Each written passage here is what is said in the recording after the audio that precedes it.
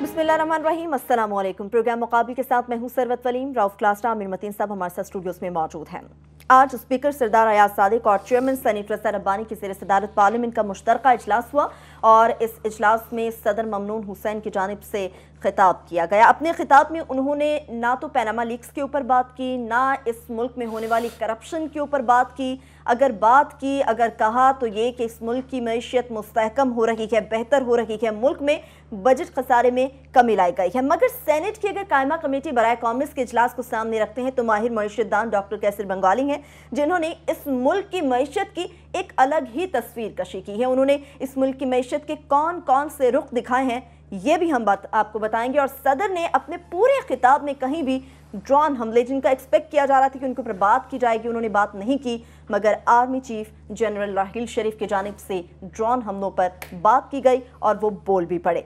Parliament की बात होती है तो इसके तकद्दुस का ख्याल रखने की बात होती है। जुबान सदेआम यही सुनते हैं कि पार्लियामेंट के तकद्दुस का ख्याल रखा जाए। साल 2015 से 16 के दौरान इस पार्लियामेंट के तकद्दुस का किसने कितना ख्याल रखा, कौन कितना हाजिर रहा और गैर हाजिरियों में किसने किसको कितनी मात दे दी, ये भी हम आप तक पहुंचाएंगे। एक दौरा किया गया है अमेरिका का, जो कि खुफिया तरीके से हुआ है, हुसैन नवाज की जानिब से किया गया है और मियां नवाज शरीफ के बड़े करीबी दोस्त समझे जाते हैं शेख सईद, उनके साथ उनकी मुलाकात भी हुई है। इस खुफिया दौरा अमेरिका को सामने रखें तो क्या ये पैनामा लीक्स का दबाव है जो कि हुसैन नवाज को अमेरिका तक ले गया, और इस सारी सूरत हाल में शेख सईद खुद कितनी अहमियत के हामिल हैं, ये भी आपको बताएंगे। नादरा की जानिब से NA-110 के हवाले से एक वोटों की फॉरेंसिक रिपोर्ट सुप्रीम कोर्ट में जमा कराई गई है, तो क्या ख्वाजा आसिफ की विकेट गिरने जा रही है? इस बात का जायजा लेने की कोशिश करेंगे कि इस मुल्क में वाकई ही जमहूरियत है या फिर हर तरफ बादशाहत नजर आती है। आमिर मतीन साहब, सबसे पहले आज हम बात करेंगे पार्लियामेंट के हवाले से, जहां पर सदर ममनून हुसैन की जानिब से खिताब किया गया। आपने भी उनका खिताब सुना होगा, आपको क्या लगा कि इस मुल्क के सदर का खिताब है या किसी नुमाइंदा की जमात का? बात यह है कि ये बहुत बड़ा पार्लियामानी सिस्टम हो चाहे अमेरिकन सिस्टम हो, ये जो सदारती खिताब है ये बहुत बड़ा इवेंट होता है। और माजी में यहाँ होता था कि ग़ुलाम इसाक़ खां के दौर में ये सोचते थे हम कि जनाब पता नहीं क्या सदर बात कर देंगे, और एक टेंशन होती थी और पता नहीं अपोजिशन का क्या रवैया होगा और गवर्नमेंट कैसे उसको करेगी। अभी ये नॉन इवेंट था। फॉर एग्ज़ाम्पल एक दो लोगों को मैं जब आ रहा था तो मैंने ऐसे ही चेक किया पता करने के लिए, किसी को पता भी नहीं था कि आज सदारती खिताब था पार्लियामान को। अमेरिका में तो निज़ाम इस तरह का ज़ाहिर है कि वहाँ पे सिंबॉलिक हेड फिगर हेड नहीं होता प्रेसिडेंट, तो वो state of the union address तो बहुत इंपॉर्टेंट होता है ना, पूरे साल की पॉलिसी उसमें वो शुरू में बताता है कि जी पिछले साल में हमारी ये नाकामियाँ हुई, ये अच्छी बातें हुई, अगले साल हम ये करेंगे। मगर हमारा करीब चूँकि पार्लियामानी ये बरतानवी स्टाइल है, तो queen's address to the parliament जो होता है वो पूरा ठीक है, ऑफ कोर्स गवर्नमेंट की तरफ से समरी जाती है, मगर उसके बाद क्वीन फिर अपनी जो वो समझती है कि कुछ चीज़ों को पॉइंट आउट करना, अपना विजन देना या कुछ तनकीदी चीज़ें डाल देती जो मुल्क जिस पे जा रहा हो, और रियासत के मुतल्लिक होता है, सिर्फ गवर्नमेंट के मुतल्लिक नहीं होता।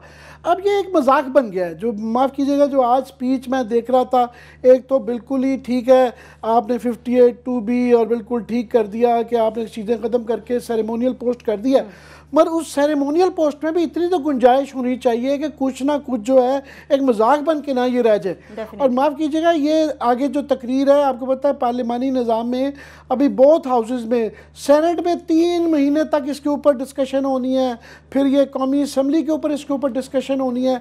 डिस्कशन होने के लिए कुछ ना कुछ मवाद तो होना चाहिए ना, कोई मटीरियल होना चाहिए। फॉर एग्ज़ाम्पल इसके अंदर मैं देख रहा था कि फॉरेन पॉलिसी की जो उन्होंने तारीफ़ें की हुई हैं, इसको लग के रोना रोते रह जाते हैं और यहाँ पे हम नहीं, सारे दुनिया में मजाक बन गया है, पूरे मुल्क में एक बहुत बड़ा इशू है। हम सारे भी बात करते रहते हैं कि जनाब हमारे 4 में से 3 हमसायों के साथ हमारे बहुत कशीदा तल्लुकात हैं।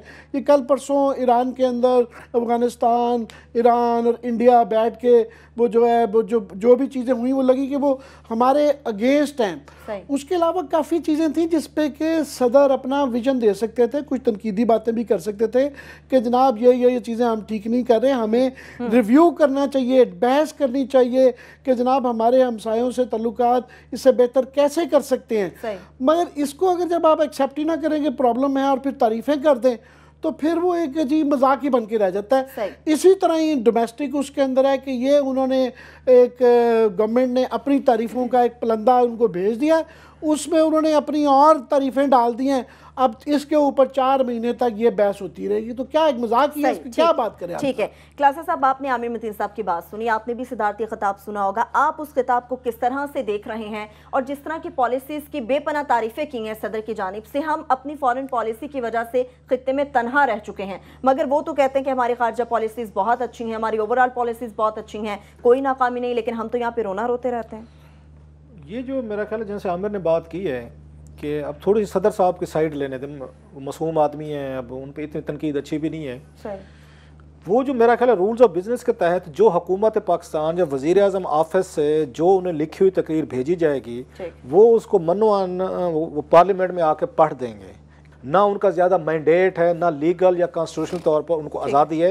ये हमें समझने की ज़रूरत है कि ये जो तकरीर थी, ये प्राइम मिनिस्टर हाउस में बैठे हुए किसी स्पीच राइटर ने बैठ के लिखी है, उसकी कॉपी उनको भेज दी गई है, उन्होंने आगे डिलीवर कर दी। इससे ज़्यादा ये उनका रोल नहीं है, वो कामा और फुल स्टॉप भी आगे पीछे नहीं कर सकते।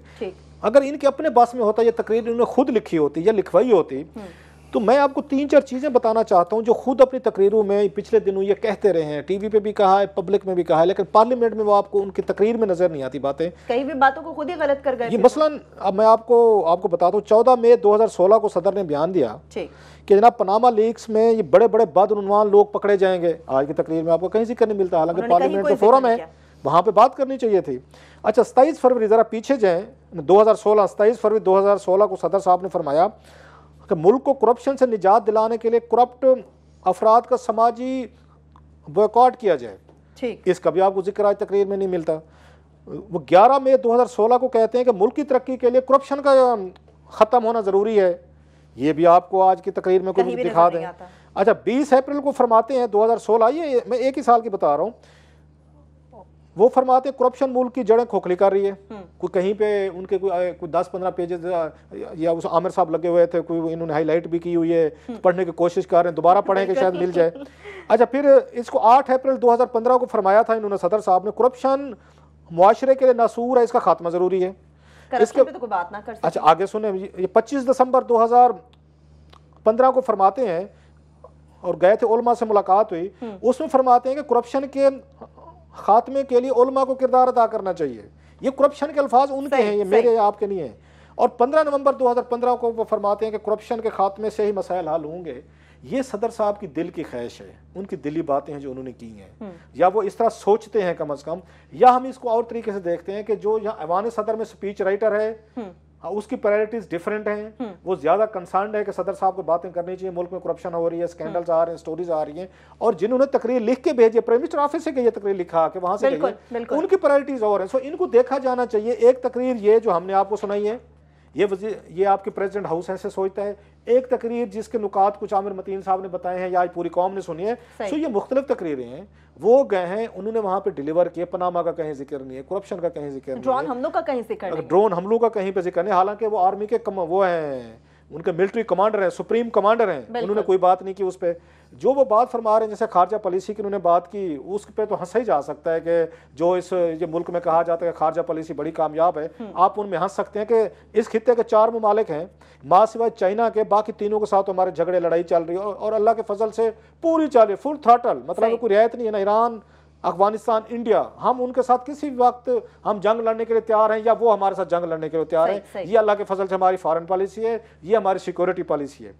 अब आते हैं जो एक उसमें एक छोटी सी ब्रेक ले लेते हैं। ले अभी मैं इनकी तकरीर पे बिल्कुल ये सिद्धार्थी खिताब के हवाले से तो हम बात करेंगे, और सिद्धार्थी खिताब में इस मईशत की जो तस्वीर कशी की गई और हकीकतें जो डॉक्टर कैसर बंगाली की जानिब से सामने रखी हैं कायमा कमेटी बराए कांग्रेस के इजलास में, वो भी आप तक पहुंचाएंगे। और ड्रोन हमलों पर बात नहीं की, मगर आर्मी चीफ तो बोल पड़े, ये सारी सूरत हाल क्या वाज़ेह करती है, बात करेंगे हमारे साथ।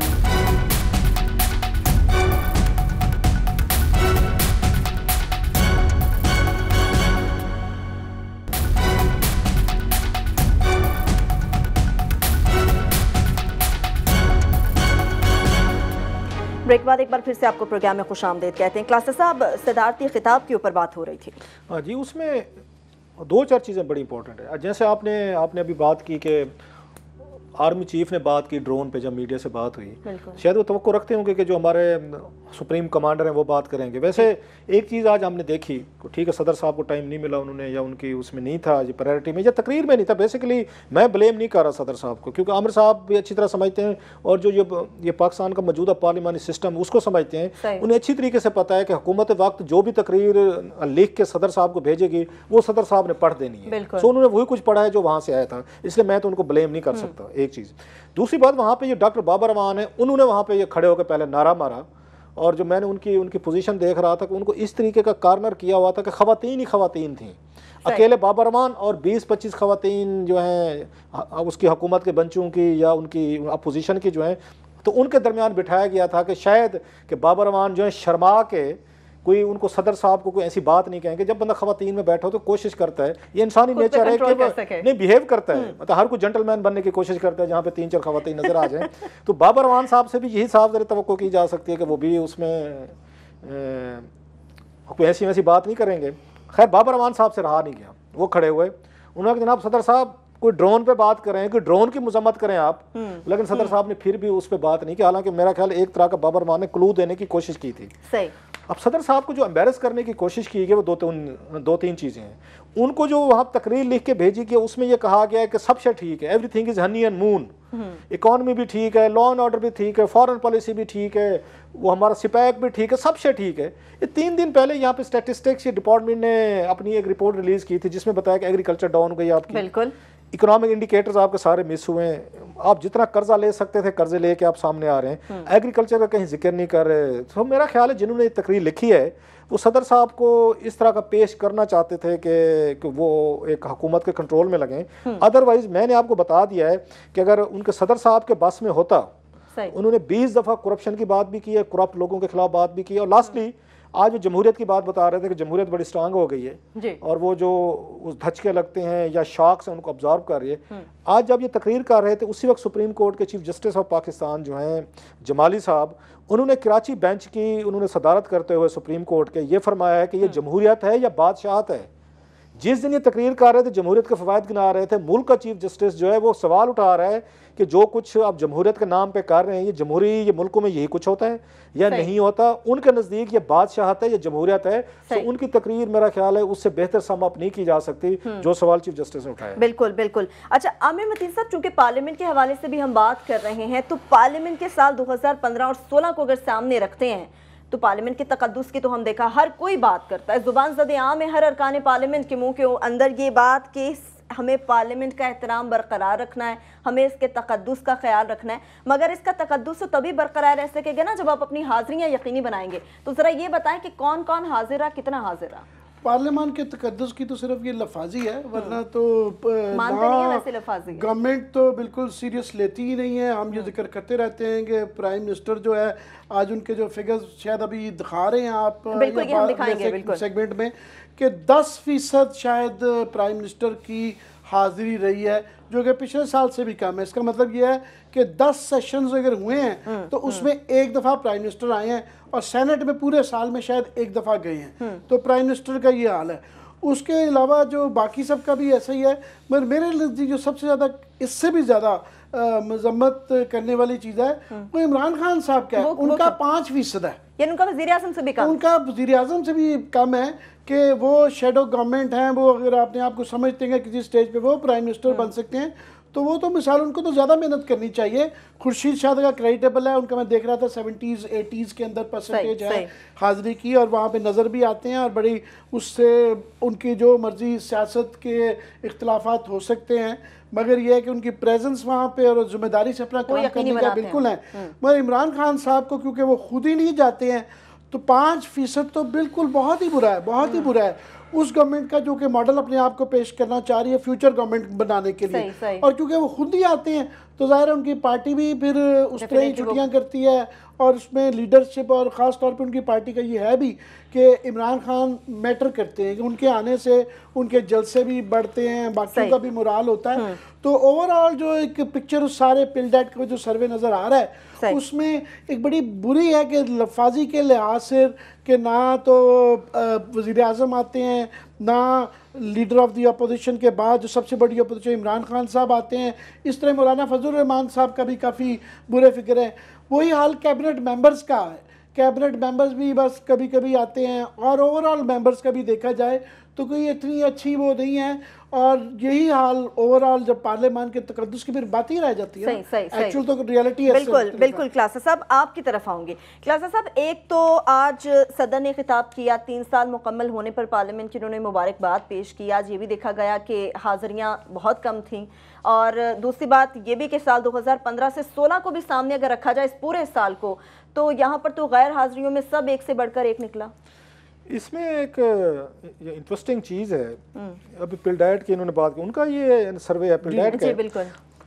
पिल्डायट के साहबों से मैं ज़रा पूछना चाहता हूँ कि जब आप इन्हीं MNAs को बैरून मुल्क अपने खर्चे पे विजिट पे लेके जाते हैं, बैंकॉक, अमेरिका, हॉलैंड, इंडिया, तो वहाँ पे कभी कोई गैर हाजिर हुआ है कोई MNA?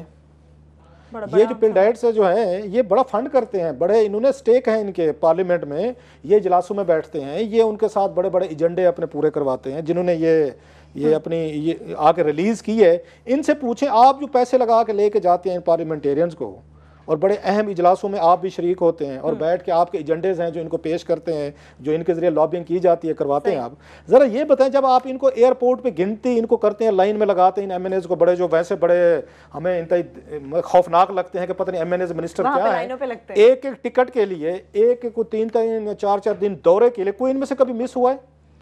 ये सारे MNAs जो है पिल्डायट के खर्चे पे, इनको कहेंगे आके डिनाई करें, अपने खर्चों पे जाते हैं। ये अपनी जगह एक बहुत बड़ा स्कैंडल है कि एक NGO जो है वो MNAs को बाकायदा बैरून मुल्क लेके जाती है, उनको होटल में ठहराती है, उनके खर्चे बर्दाश्त करती है, उनके टिकटें लेती है, उनके आना जाना खाना पीना हर चीज़ का ख्याल रखती है, और फिर MNA पे रिपोर्टें भी निकालती है कि फलां नहीं आया, एक थानेदार की तरह। एक SHO वाला स्टाइल है पिल्डायट का, ये SHO का स्टाइल है। ये ग्रूमिंग की है, ये वाली ये ग्रूमिंग देखें कि आपने यहाँ पे करोड़ों रुपए खर्च किए हैं MNAs पे, इनको सिखाया है आपने पार्लियामानी जमहूरियत क्या होती है, क्वेश्चन आवर क्या होता है, आपकी अर्जेंटमेंट मोशन क्या होती है, तहरीक कैसे पेश करनी है, दबाओ, ये काम करते रहे सारे। चलो कंसल्टेंसी आपने की, हम मान लेते हैं कि जाहिल अनपढ़ मेरे जैसे कुछ लोग होंगे जिन्हें नहीं पता होगा।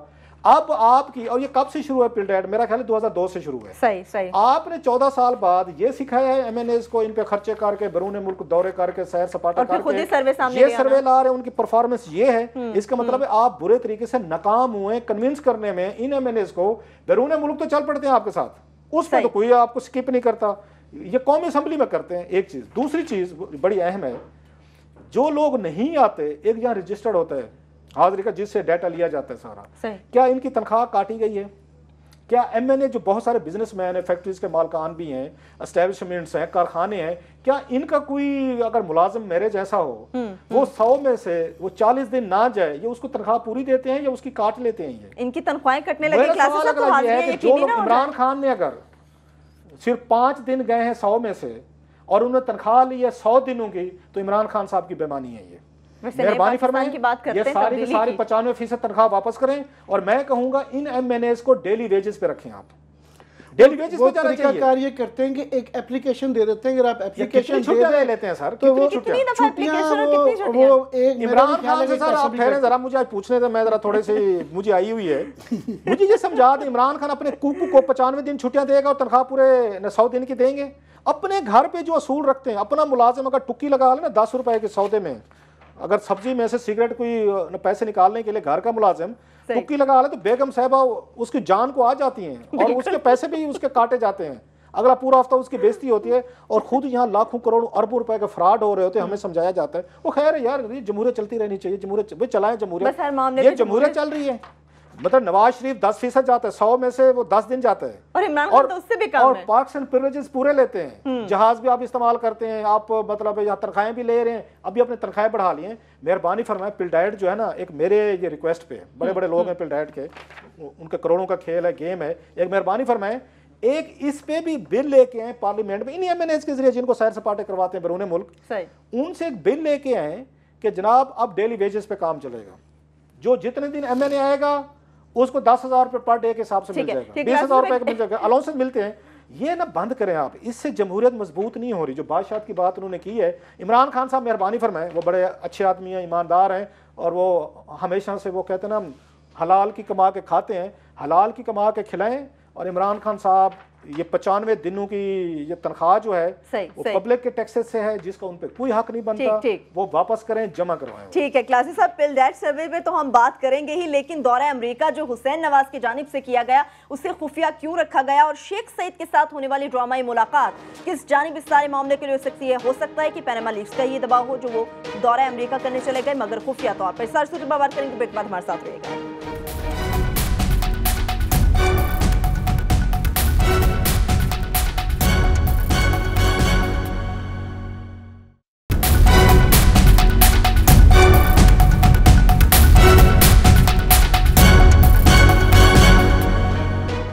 ब्रेक के बाद एक बार फिर से आपको प्रोग्राम में खुशामदीद कहेंगे। खुफिया दौरा अमेरिका किया गया हुसैन नवाज की जानिब से। वाशिंगटन में मुकीम पाकिस्तानी सहाफ़ी वाजिद अली सैयद हमारे साथ टेलीफोन लाइन पर मौजूद है। वाजिद, अपने प्रोग्राम में आपको खुशामदीद कहेंगे। खबरें आ रही थी कि हुसैन नवाज ने खुफिया दौरा अमेरिका किया, खुफिया तौर पर एक मुलाकात की गई है शेख सईद से। ये मुलाकात खुफिया क्यों रखी गई, इस दौरे को खुफिया क्यों रखा गया, हम चाहेंगे कि कुछ डिटेल्स आप हमारे साथ शेयर करें। और शेख सईद साहब का तारुफ भी जरा करवा दें हमारे नाज़रीन को, जिनको याद ना रहा हो कि ये कौन साहब है, इनका क्या बैकग्राउंड है, और ये इस अपने वालिद साहब को बीमार हॉस्पिटल में छोड़ के हुसैन नवाज अमेरिका क्यों आए। जी मैं तो थैंक यू, बहुत शुक्रिया प्रोग्राम के लिए। मैं तो इसको इसी पस मंजर में देखूंगा जो पनामा लीक्स के बाद जो बहस शुरू हुई पाकिस्तान में, और मेरा ख्याल है कि जहाँ जहाँ और भी इनके जो कंपनीज थी या इस किस्म के जितने भी एसेट्स थे उनको जरा अंडर द रैप्स करने के लिए यूं लगता है कि वो ये किए गए, क्योंकि इसका पस मंजर यही बनता है। इससे पहले उन्होंने कभी ऐसा दौरा नहीं किया, और फिर जब दौरा हुआ वो भी इतना अचानक और इसको इतना सीक्रेट रखा गया, इसकी तो दलील एक यही समझ आती है। और जैसे मतलब आप भी कह रहे हैं कि अपने बीमार वालिद को वहां पर छोड़कर एकदम यहाँ पर आना और फिर 2-4 दिन रह के और फिर वो जिस तरह फौरी तौर पे वापस गए हैं।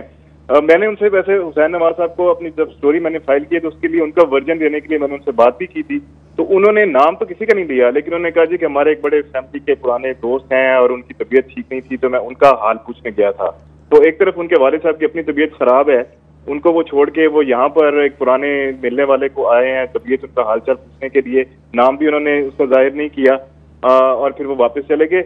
जो उनकी वाशिंगटन में के हवाले से और मैरीलैंड में जो उनके फैमिली के ऐसे दोस्त हैं, उनका शेख सईद साहब हैं जी, वो शेख सईद साहब एक वाहिद शख्सियत है मैरीलैंड में जो रहते हैं, जो वाशिंगटन में जब भी प्राइम मिनिस्टर आए, चाहे वो निजी दौरे पर आए चाहे वो सरकारी दौरे पर आए, और पिछला जो दौरे उनके हुए मतलब 2015 में हुआ, 2013 में हुआ, उसमें शेख सईद साहब प्राइम मिनिस्टर के शाना बशाना खड़े हुए थे हर प्रेस कॉन्फ्रेंस में, हर ऑफिशियल मीटिंग में, इवन के व्हाइट हाउस में भी अगर प्राइम मिनिस्टर जाते हैं तो वो शेख सईद साहब को साथ लेके जाते हैं। ये तो उनके ताल्लुकात हैं इतने करीबी। अब बात जो रह गई कि शेख सईद का, आपको याद होगा रऊफ भाई को भी और आपको भी, आमिर साहब के एक मैक्सी पैक के नाम से कंपनी शुरू हुई थी जिन्होंने वीट वगैरह पाकिस्तान भिजवानी शुरू की थी। तो शेख सईद साहब उस जमाने में लेट 80s की ये बात है, उस वक्त ये एग्रीकल्चर का एक शोबा डिपार्टमेंट बना हुआ था एम्बेसी में, वहां पर ये काम करते थे। और फिर जब ये बिजनेस स्टार्ट हुआ फिर उन्होंने उसको छोड़ के उसके बाद में इन्होंने अपनी भी एक कंपनी बनाई जिसमें वीट को इम्पोर्ट एक्सपोर्ट का वो शुरू हुआ था। तो ये अर्ली 90s बन जाता है, जहाँ पे जब इनकी फिर मियाँ साहब के साथ ताल्लुकात जो है वो बहाल हुए और फिर इतने स्ट्रांग हो गए कि अगर बात को मजीद आगे बढ़ाया जाए तो इनके ही नेफ्यू हैं जावेद कियानी, जिनका अब नाम बहुत आ रहा है हुदैबिया के हवाले से भी, और भी जो कंपनीज बनी हुई हैं जिसमें अपोजिशन जावेद कियानी में आपकी बात काट रहा हूँ वाजिद, वो इनके भांजे हैं और उनका ये नाम हुदैबिया की जो पेमेंट यहाँ से पैसे मनी लॉन्ड्रिंग का जो केस के इल्ज़ाम जो हैं वो जावेद कियानी साहब के हैं, वो इनके भांजे हैं। जी जी जी बिल्कुल बिल्कुल उनके भांजे। और वो लेकिन सिर्फ हुदैबिया ही नहीं है, बल्कि वो जो रॉय टेक्सटाइल जो मिल है, अरूज है और चनार है, और भी वो एक शर्मॉक के नाम से इन्होंने एक कॉर्पोरेशन बनाई थी, वो है, इनके डायरेक्टर भी हैं। और फिर जो क्वेश्चन भेजे हैं अपोजिशन ने, आप उसमें देखिए उसमें कुछ 14 दफा इनका नाम आया है, और उसमें क्लेम ये किया जा रहा है कि नास के जो फेक अकाउंट्स बने हैं और जो फेक जो आईडीज बनाई गई हैं, उनके पीछे जो सिग्नेचर्स हैं लोगों के, वो सिर्फ जावेद कियानी साहब के ही हैं। तो ये इतनी इनके करीबी ताल्लुकात हैं। तो लगता तो ऐसे ही था कि ये जो दौरा इतना एक खुफिया भी रखा गया, इतना अर्जेंट भी था, वो सिर्फ इसलिए था कि यहाँ पे कुछ मुलाकातें वगैरह की जाएं।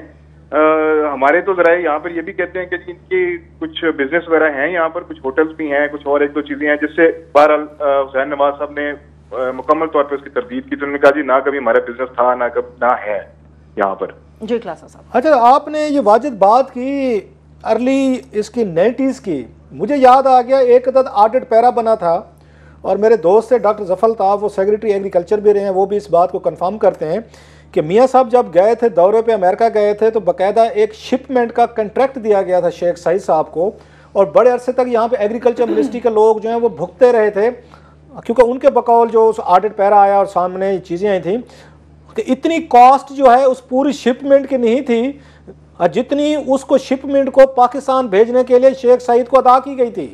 तो शेख साहब जैसे आप बता रहे हैं तो बड़े पुराने उनके दोस्त हैं, अर्ली 90s से कंट्रैक्ट दे रहे हैं। बल्कि एक मुझे एक आर्मी ऑफिसर जो रिटायर होके आए थे बाद में किसी कंपनी के, वो सरबराह लगे, एक दिन उन्होंने मुझे बताया कि ये जो शेख साहब हैं जो भी एम्बेसी जाता है वहाँ पे उसकी अपॉइंटमेंट होती है, पहले दिन शेख साहब उनके घर जो है वहाँ पे अच्छे खासे तहफ़ भेजते हैं, अच्छा खासा माल दिया जाता था, वहाँ खाने पीने की चीज़ें हैं, कोई वहाँ पे फ्रूट्स हैं या वटेवर। तो वो कहते हैं मैंने तो इनकार कर दिया था क्योंकि मैं उसके डिफेंस रिलेटेड परचेजेस में इन्वॉल्व था। तो शेख सईद साहब जो हैं वो तो खासा क्लाउड रखते हैं। आपकी कोई एम्बेसी के लोगों से बातचीत हुई? क्योंकि समझा तो ये जा रहा है कि शेख साहब जो हैं वो न्यूयॉर्क की एम्बेसी भी वो चलवाते हैं और वाशिंगटन की भी वो चलाते हैं, मियाँ साहब के वो एक तरह के फ्रंटमैन जो हुए। बिल्कुल बिल्कुल बिल्कुल, ये बिल्कुल इसमें कोई शक नहीं है। और जो टाइमलाइन आप बता रहे हैं ये वही बनती है कि मैक्सी पैक के फौरन बाद जब प्राइम मिनिस्टर की जब वहां पर सेंटर में हुकूमत थी, तो ये वही अर्ली 90s की बात है जब इन्होंने अपनी कंपनी स्टार्ट की और फिर ये शिपमेंट के हवाले से उन्होंने खूब उसमें अपना ठीक ठाक माल वगैरह भी बनाया। और अभी भी जो ताल्लुकात के, तो मैं बता रहा हूँ ना कि जी ना सिर्फ ये कि सरकारी बल्कि गैर सरकारी निजी महफिलों में हर जगह पे वो बिल्कुल उनके साथ खड़े होते हैं, और कोई साथ में हो या ना हो, और उनको साथ रखने के लिए, क्योंकि ये पॉसिबल नहीं है कि आप किसी ऑफिशियल मीटिंग में जाएं और फिर वहां पर एक ऐसा बंदा आपके साथ हो जो कि प्राइवेट सिटीजन है। तो उसके लिए तो इन्होंने अब इस वक्त जब 2013 में जब इनकी हुकूमत बनी है तो उसके बाद इनको एम्बेसडर एट लार्ज का भी दर्जा दिया हुआ है, तो वो ताकि वो इनको जस्टिफाई किया जा सके कि वो जिस मीटिंग में भी जाते हैं वहां पर वो शरीक हो सकें।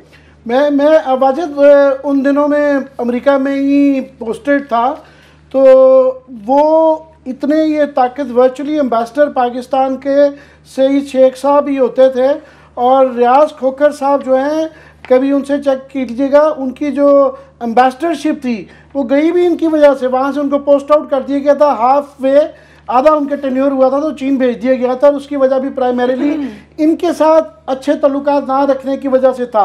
अभी हाल ही में यूएन के जो 2 दफ़ा प्राइम मिनिस्टर गए हैं तो प्राइम मिनिस्टर के साथ इनको ही बिठाया गया, तो उसके बाद फिर यही हमें बताया गया था कि इनको एम्बेसडर एट लार्ज रखा गया है। मगर ये इतना जो कि क्योंकि इनके जावेद कियानी साहब इनके जो भांजे हैं उनका नाम ये हुदैबिया में और ये सारी मनी ट्रांजैक्शन में आता रहा है, मगर उसमें क्या आपके ख्याल में इतना ओपनली इस वक्त वहाँ पे हुसैन नवाज का आना, तो डॉट्स को कनेक्ट करते हुए हर कोई शक का इजहार करेगा, तो इसको कितना खुफिया रखा और आपको कैसे पता चला कि ये आए हुए हैं? देखिए हमारे यहाँ पे मैं तो पहले आपकी जो आपने पहले कमेंट किया था ये बहुत हद तक दुरुस्त बात है कि कई एम्बेसडर की नौकरी गई भी उनके साथ अच्छे ताल्लुकात ना होने से हैं, और खुदा झूठ ना बुलवाए तो कई की जो है वो बची भी इसी वजह से हुई है कि उनके अच्छे ताल्लुकात हैं शेख सईद साहब के साथ। तो ये है कि आपका पीछे ताल्लुकात कैसे हों, आप कैरियर डिप्लोमेट हैं या नहीं हैं, और आपने आपकी जॉब कैसी चल रही है, आप अच्छा काम कर रहे हैं या नहीं कर रहे हैं, वो मैटर नहीं करता है। वो मैटर ये कर रहा है कि शेख सईद साहब के साथ आपके ताल्लुकात अच्छे हैं। बिल्कुल बिल्कुल, मैटर ये करता है कि आपके शेख सईद साहब के साथ कितने अच्छे ताल्लुकात हैं। पाकिस्तानी सहाफी वाजिद अली सैयद हमारे साथ मौजूद थे। वाजिद आपका बेहद शुक्रिया। जो पैनामा स्कैंडल का सामने आ रहा है मामला, उसके बाद कहा जा रहा है शायद ये इसका दबाव था कि हुसैन नवाज अमेरिका चले गए, मगर हुसैन नवाज कहते हैं ये दौरा चूंकि उनका निजी था इसलिए इस मुलाकात को अनाउंस नहीं किया गया, और खानदान के वो पुराने दोस्त हैं। एक छोटी सी ब्रेक लेंगे, जब हम वापस आएंगे तो NA-110 के हवाले से बात करेंगे और क्या ख्वाजा आसिफ की विकेट गिरने जा रही है इस बात का जायजा भी लेंगे। हमारे साथ रहिएगा।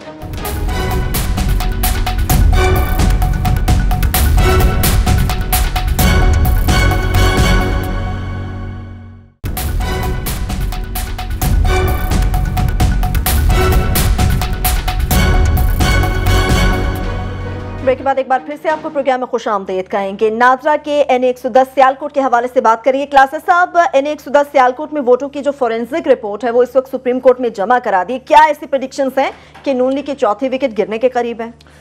एक चीज़ तो बड़ी अहम है, वैसे मैं दाद देना चाहूँगा, मैं कोई उसमें कुछ साइड नहीं ले रहा, क्योंकि इस वक्त साफ ज़रा एक मामला कोर्ट में, अदालत में है। हम चाहेंगे कि अदालत अपने उस पर एविडेंस की बुनियाद पर वो फैसला दे।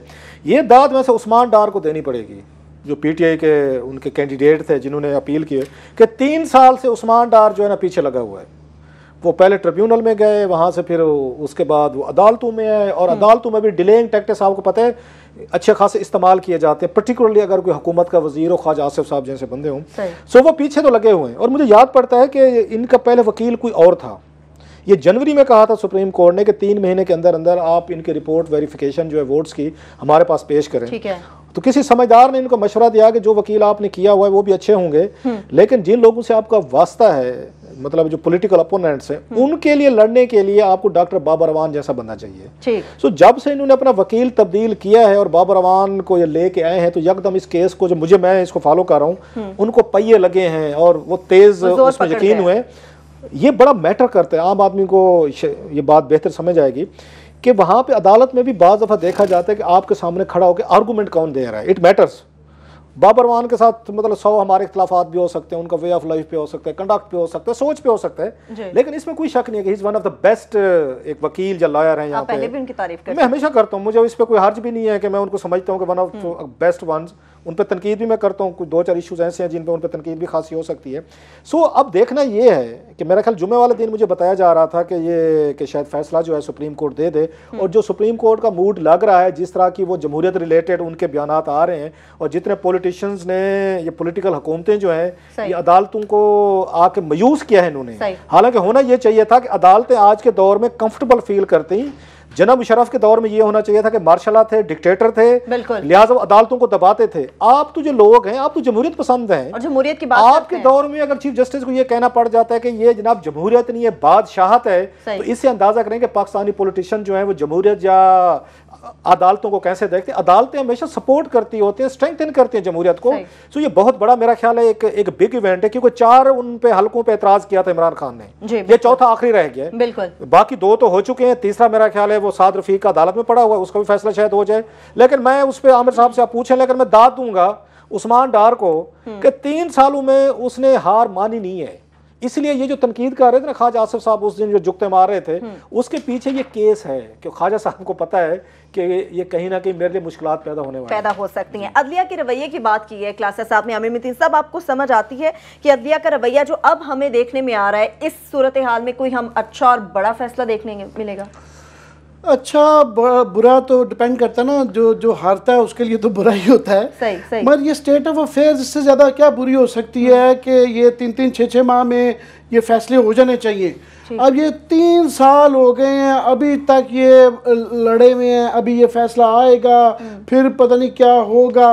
तो 3 साल तो गुजर गए, आगे 2 साल टोटल रह गए हुए हैं। तो उससे पता चलता है कि ये जो इतना बड़ा इलेक्टोरल रिफॉर्म्स की हम बात करते रहे, जिसपे पहला साल पूरा साल धरने होते रहे, लड़ाई होती रही, अभी भी उसका कुछ नहीं बना है। ना तो इलेक्शन कमीशन के अंदर किसी चीज़ों को स्पीड अप किया गया है, अदालतों का भी वही वाला हाल है। सबसे इम्पोर्टेंट ये है कि 1 साल जिसके ऊपर टोटल स्टैंड स्टिल रहा और गवर्नमेंट नहीं चल सकी, इलेक्टोरल रिफॉर्म्स की जो लड़ाई थी उसमें अभी भी कुछ नहीं हुआ। 2 साल रह गए इलेक्शंस को, और अभी भी जो पार्लियामान के अंदर जो उसके ऊपर रिपोर्ट आनी है और उसके ऊपर फिर कानून साजी होनी है, वो बहुत प्रोसेस पीछे है। वो भी बिल्कुल 2 साल आधे से ज़्यादा टर्म पूरी हो चुकी है पार्लियामान की, मगर ये लगता नहीं है कि आधा काम भी मुकम्मल हो पाएगा। और अगले साल भी जो नज़र आता है, लगता है कि इसी तरह की दोबारा लड़ाई हो रही होगी, अगला इलेक्शन भी कॉन्ट्रोवर्शियल हो जाएगा, और फिर ये मारकुटाई धरने ये ऐसे ही रहेंगे। ये कानून साजी की आपने बात की क्लासा साहब, लेकिन हमारे चीफ जस्टिस तो ये बात कर चुके हैं कि इस मुल्क में कानून साजी नहीं होती, अगर हो जाती तो वो सिर्फ जाती मकासद के लिए होती है। वो बिल्कुल ठीक कह रहे हैं। बस NRO क्या था, चीफ जस्टिस साहब का इशारा जो है, NRO किसके लिए लाया गया था? वो जरदारी साहब के, उनके कुलीग्स, आफ्ताब शेरपो, MQM के 10,000 लोगों को फायदा हुआ था उससे। बदनाम तो ये हो गया था ना, जो इनको समझ नहीं आई थी जरदारी साहब को और बेनजीर भुट्टो साहबा को, कि आपके तो 7-8 केसेज हैं, वो तो चल रहे हैं आज के नहीं, पिछले 10-15 साल से चल रहे हैं। आपने जेलें भी भुगता ली, आपने जमानतें भी करा ली, जलावतनें भी भुगत ली। आपको क्या पड़ी थी कि आप जाएं और अपना सर जो है ओखली में दें और एनआरओ ले लें आप? उसमें से आपके लिए क्या निकला? उसमें से बदनामी निकली। 10,000 का ये MQM के लोगों को फायदा हुआ था उससे। आफ्ताब शेरपाव साहब, बहुत सारे लोगों को पता नहीं होगा, वो भी दरमियान से आगे फायदे उठा गए थे और बहुत सारे लोगों ने फायदा उठाया। सो अपने लिए ये जो यहाँ पे आके लॉज बनाते हैं, इसमें जो बात आमिर कह रहे हैं कि अंडर द लॉ जरूरी था कि 3 महीने के अंदर ये इनके फैसले होने जाने चाहिए थे ट्रिब्यूनल्स के। डिलेज हुई हैं। मैं तो एक और जाके बात करूंगा कि कुछ सालों के लिए, 10 सालों के लिए आप ये जो राइट टू अपील है बाज़ दफ़ा सपोजली, ये बहुत ज़्यादा टाइम ले रहा है। और इस तरह के केसेस जिसमें MNAs है, मैंने ये पहले भी बात की, मेरे दोस्त है डॉक्टर शेर अफगन, वो कब्र में जा लेटे, उनका फैसला नहीं हुआ, उनका आज तक नहीं हुआ, इतना टाइम लगा। इसलिए मैं बार बार कह रहा हूँ कि यहाँ तो बहुत बड़ा पैसा चाहिए। ये तो चलो उस्मान डार था जिसने एक इतना बड़ा वकील कर लिया, ऑफ कोर्स डॉक्टर बाबर मान को वकील करने के लिए भी बड़ा आपको तगड़ा होना पड़ता है, तगड़ा होना चाहिए, अच्छी खासी वो फीस लेते हैं। फिर उसको जाना, फॉलो करना, मीडिया ट्रायल फेस करना। पर्टिकुलरली अगेन ख्वाजा आसिफ जो है वो भी दबंग आदमी है। ख्वाजा आसिफ कोई आम कोई पॉलिटिशियन नहीं है। आमिर भी जानते हैं, मैं भी जानता हूं उनको पिछले 20-25 साल से। उनको कन्फ्रंट करना, उनके अगेंस्ट केस लेके जाना, सुप्रीम कोर्ट में जाना, मीडिया में लड़ना, ये भी बहुत बड़ी बात, ये भी बड़ी बात है। और ख्वाजा साहब ने जो उसका गुस्सा निकाला है इस केस का, क्योंकि ख्वाजा साहब को पता है इसमें कि उनके कुछ ना कुछ वीक पॉइंट्स हैं, वो गुस्सा सारा पार्लियामेंट में निकालते हैं। जो हमने पिछले दिन इमरान खान की तकरीर के बाद वो जो गुस्सा था वो उस्मान डार के इस केस की वजह से था। इमरान खान पे इतना गुस्सा नहीं था जितना ये उस्मान डार के इस केस की वजह से था। ठीक है, अब यही देखना होगा क्लासेस साहब के NA 110 सियालकोट के हवाले से जो वोटों की फॉरेंसिक रिपोर्ट सुप्रीम कोर्ट में जमा कराई गई है, अदलिया की जानिब से, सुप्रीम कोर्ट की जानिब से, इस पर क्या फैसला देखने में आएगा। इसके साथ ही प्रोग्राम अपने इख्तिताम को पहुंचता। अपना बहुत सा ख्याल रखें। खुदा हाफिज़।